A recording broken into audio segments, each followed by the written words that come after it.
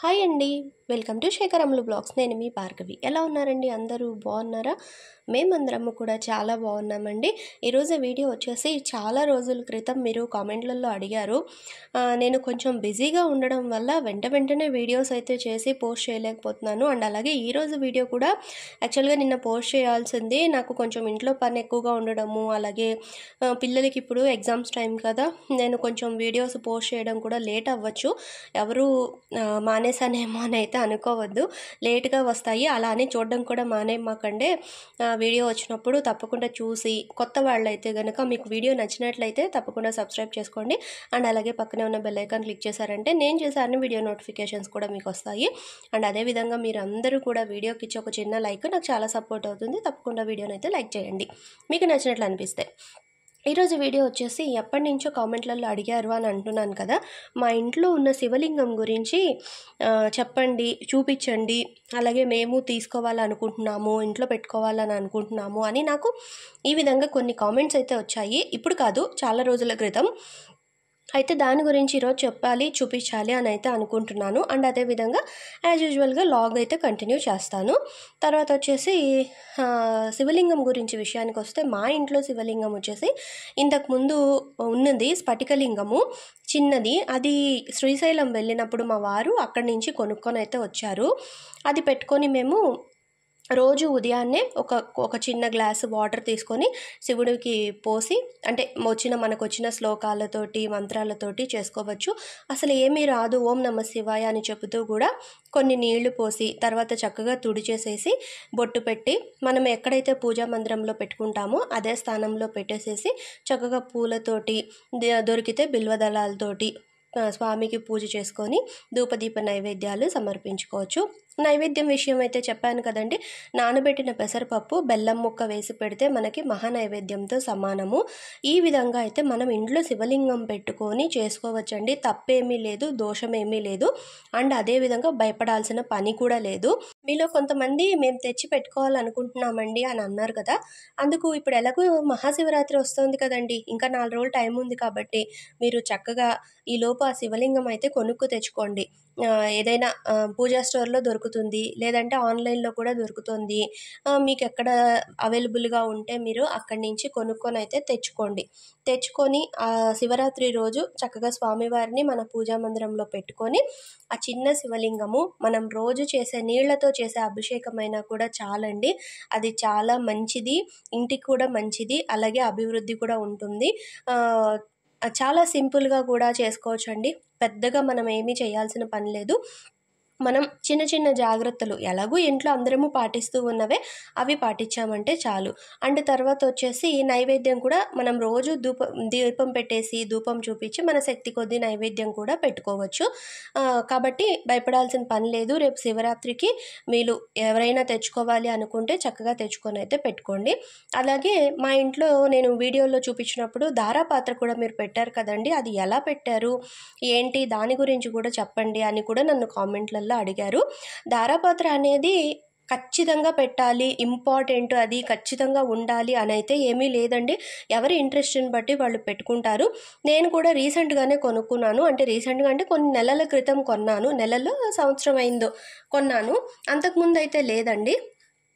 అయితే శివలింగము శ్రీశైలం వెళ్ళినప్పుడు తెచ్చారు అని చెప్పాను కదా, అప్పుడు ఉన్న శివలింగం ఏంటంటే జీవను క్లీన్ చేస్తూ ఉన్నప్పుడు, బహుశా నాకు తెలిసి వాడి చేతిలోంచి పూజ చేసేటప్పుడో లేకపోతే అదే దీపారాధన చేసేటప్పుడు ఎప్పుడైనా చేయి జారి కింద పడి ఉండొచ్చు. అది వాడు చెప్పలేదు నాకు, భయపడ్డాడో ఏమో మరి. అది చిన్నగా బీట్ ఇచ్చింది, అంటే చిన్న క్రాక్ వచ్చింది. దాని తర్వాత ఎప్పుడో నేను దీపారాధన చేసేటప్పుడు చూశాను, నేను అభిషేకం చేసినప్పుడు చూసారే ఇదేంటి ఇది ఇలా జరిగింది అని అనుకొని ఇంకా అది తీసేసి ఇంకా సరే కొత్తది తెచ్చుకోవాలి అని ఆలోచిస్తూ ఉన్నప్పుడే లక్కీగా అప్పుడే ఆ 2-3 రోజుల్లోనే మా పాత మేడ్ మా దగ్గర పనిచేసి మానేసింది, తను వచ్చింది.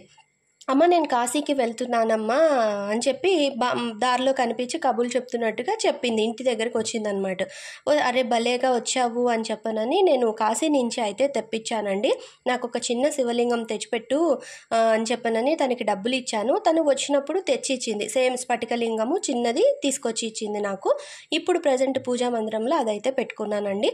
మనకి పూజా స్టోర్లో అయినా తెచ్చుకోవచ్చు, స్ఫటికనే అనేం లేదు, పాలరాతిదైనా పెట్టుకోవచ్చు, ఏదైనా సరే. మరి పెద్ద పెద్ద సైజువి కాకుండా చిన్న సైజువి చూసి తెచ్చుకోండి. శివలింగం విషయం అయితే అది. ఇది వచ్చేసి దారాపాత్ర అండి. ఇది నేను ఆన్లైన్లో కొన్నాను. ఇది మాత్రమే తీసుకున్నానండి నేను. ఇంకా సెట్గా అయితే తీసుకోలేదు, ఎందుకంటే ఆల్రెడీ శివలింగం ఉంది కాబట్టి సెట్గా తీసుకోలేదు. ఓన్లీ ఇదొక్కటే కొన్నాను. ఇది కూడా నాకు 300 ఎంత పడిందో అండి గుర్తులేదు, చాలా కాలం అయ్యింది. 250 300 ఎంత పడిందో తెలియదండి. ఇత్తడిదే. ఇది ఎలా పెట్టుకోవాలి మనము అనేది కూడా చెప్తాను. ఇప్పుడు మీరు చూపించాను కదా మీకు నేను, పైన చెంబులాగా వస్తుంది మనకి. దానికి ఒక చిన్న కన్నం అయితే ఉంటుందండి. దానికి మనం నీళ్లు పోసామంటే ఏకధారగా నీళ్లు పడిపోతూ ఉంటాయి, అంటే ఫాస్ట్గా పడిపోతూ ఉంటాయి. అలా అంత ఫాస్ట్గా నీళ్లు పడిపోవడం కన్నా స్లోగా ఒక్కొక్క బొట్టు స్వామి మీద పడుతూ ఉంటే మనం దీపారాధన చేసిన, మనం ఏదైనా స్వామికి మనం దీపారాధన అంటుంటారు కదా, కనీసము ఆవు నీళ్లు తాగినంతసేపు అయినా సరే దీపం వెలగాలి అని అంటుంటారు కదండి. ఆవుకి ఆహారం దొరికినంతసేపు అయినా అని ఏదో చెప్తారు, నాకు గుర్తు రావట్లేదు ఆ పదం అనేది. అలాగా అంతసేపు అయినా సరే కనీసం స్వామివారికి అభిషేకం జరగాలి కాబట్టి ఈ దారాపాత్రలో మనం పోసిన నీళ్లు చిన్నగా ఒక్కొక్క బొట్టుగా పడుతూ ఉంటే ఖచ్చితంగా ఇంచుమించుగా ఒక 10 నిమిషాలు, పావు గంట అయితే పడతాయండి. అంతసేపు అయితే ఉంటాయి. ఇంకా దాని తర్వాత అవి అయిపోయినా మళ్ళీ మనం మర్నాడు పోసుకోవచ్చు, మనం ఇంకా అక్కడికి వదిలేసేయచ్చు. అందుకు మనం ఏం చేయాలంటే ఈ విధంగా చుక్క పడ్డానికి ఈ విధంగా ఒత్తులు ఉంటాయి కదా, మనం దీపారాధన చేసుకునే ఒత్తులు, దాన్ని నేను మధ్యకి ఫోల్డ్ చేసి సన్నగా ఒత్తిని చేసి ఇందులో చూసారు కదా ఆ విధంగా పెట్టేసేసి నేను కిందకి సన్న కాడలాగా తీసాను అనమాట కొంచెం ఒత్తిని. అలా చేయడం వల్ల ఏంటంటే ఆ పైనుంచి నీళ్లు పోయడం వల్ల మనం ఆ ఒత్తి అనేది నాని కింద మనకి ఒక్కొక్క బొట్టుగా నీటి దార అనేది పడుతూ ఉంటుంది. ఇదిగో చూస్తున్నారు కదా, ఈ విధంగా ఒక్కొక్క బొట్టు నిదానంగా పడుతూ ఉంటుంది. ఇది మన ఇంట్రెస్ట్ అండి, ఖచ్చితంగా పెట్టుకోవాలి అని అయితే నేను చెప్పను. మళ్ళీ మీరు దాని గురించి అని చెప్పి మీరు ఇంట్లో స్ట్రగుల్ అవ్వద్దు.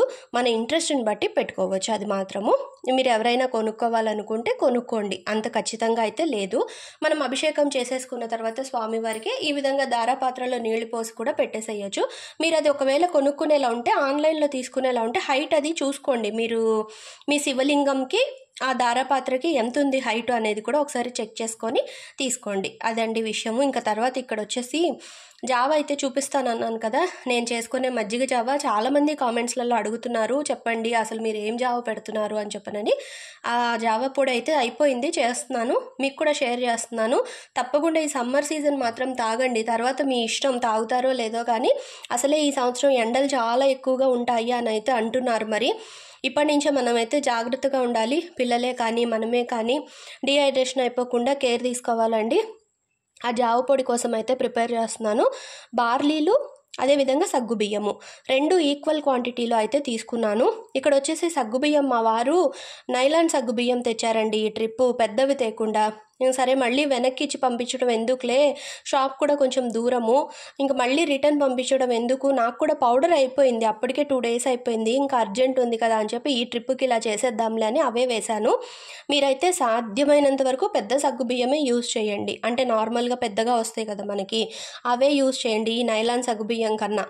అవైతేనే బాగుంటుంది, మంచిది కూడాను. అవైతే వీటికన్నా నాకెందుకో ఇవి నచ్చవు పెద్దగా, అంత తేడా ఏమని నాకు చెప్పలేను, కానీ నేను ఇవి నచ్చవు నాకు పెద్దగాను.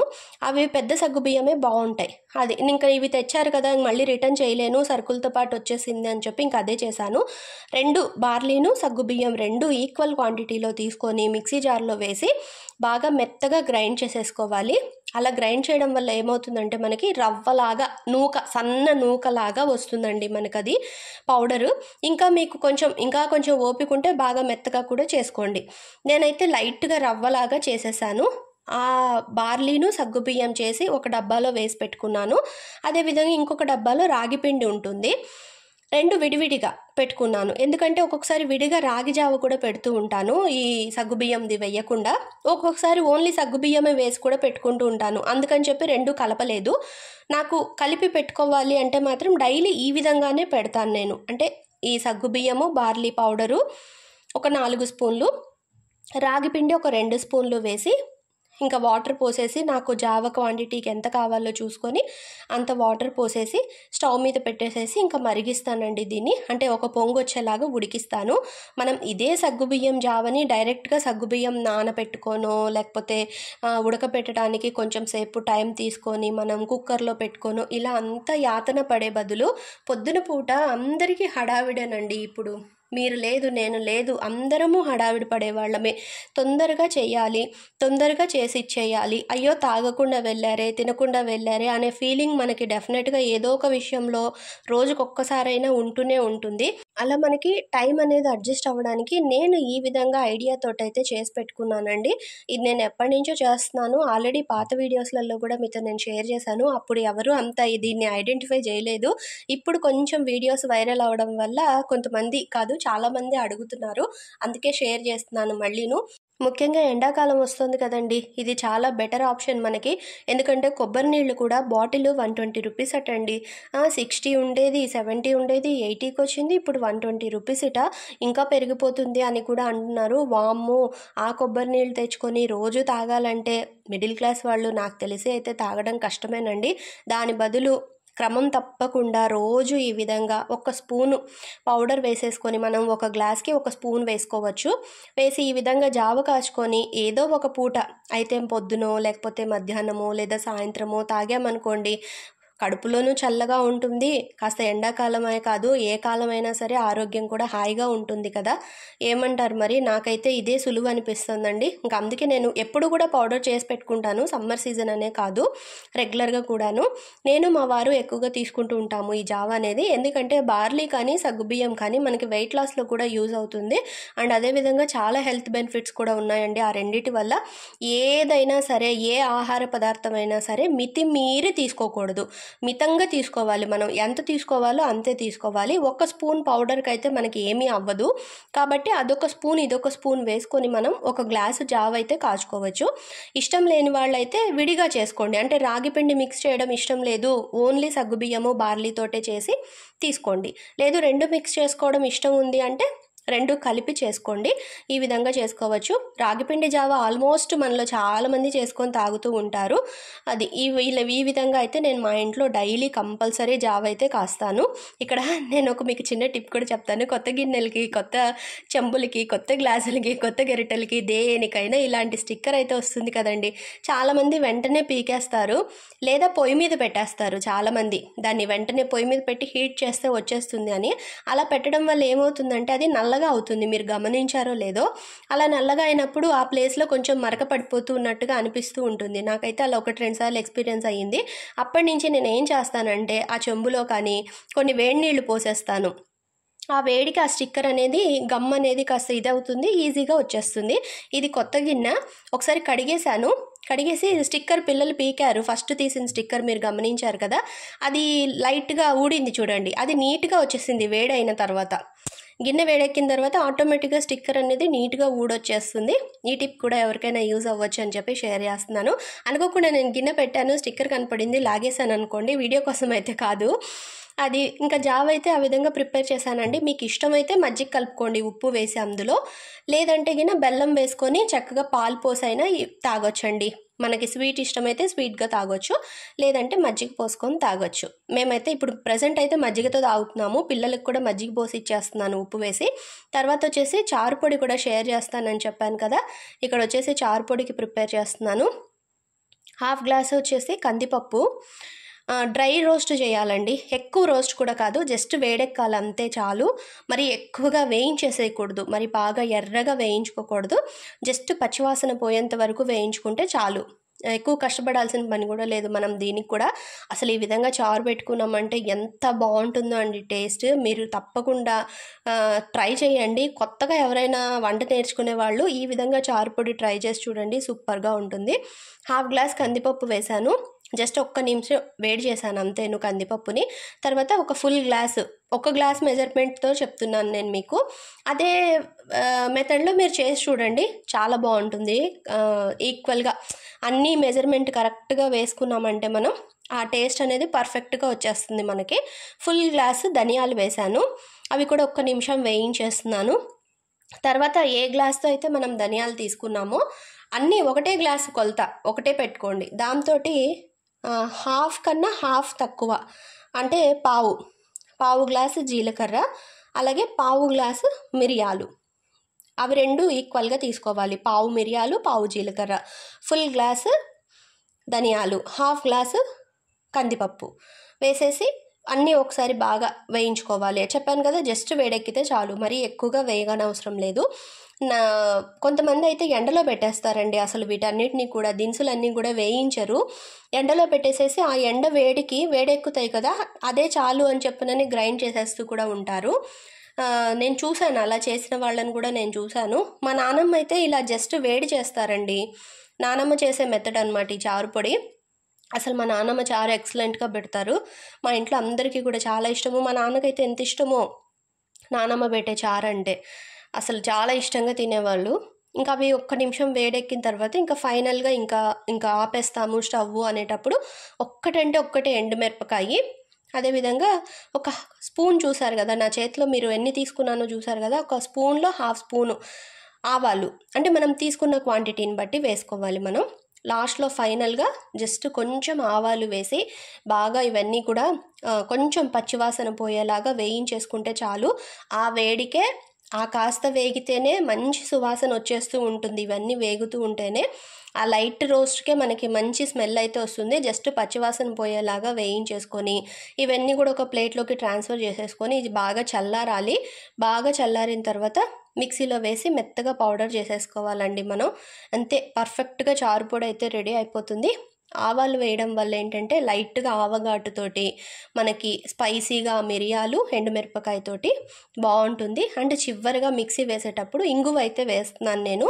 ఎందుకు అంటే మనం ఒక్కొక్కసారి చారులో ఇంగువ పోపు పెట్టుకోకపోయినా ఎప్పుడైనా మిస్ అయినా అవ్వకపోయినా ఇలా ఇంగువ కూడా వేసి గ్రైండ్ చేసేసామంటే ఇంకా మంచి స్మెల్ వస్తుంది.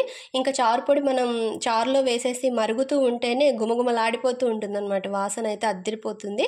ఈ విధంగా ప్రిపేర్ చేసుకున్నాను. నేనైతే ముద్ద ఇంగువ వేశాను, అంటే పచ్చి ఇంగువ అంటాం కదా, అది వేశాను.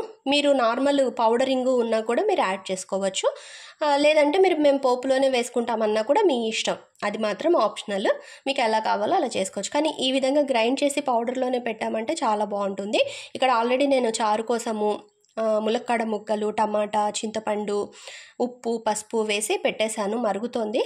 ములక్కాడ అనేది ఉడికిపోయింది. అది ఉడికిన తర్వాత చివరిగా చారు పొడి అయితే యాడ్ చేస్తున్నానండి. మనం ముందు ఉప్పు, పసుపు, చింతపండు వేసి ములక్కాడ ఉడికించామంటే ఆ పులుపు, ఉప్పు అనేది ములక్కాడకి పడుతుంది, అప్పుడు రుచి వస్తుంది మనకి.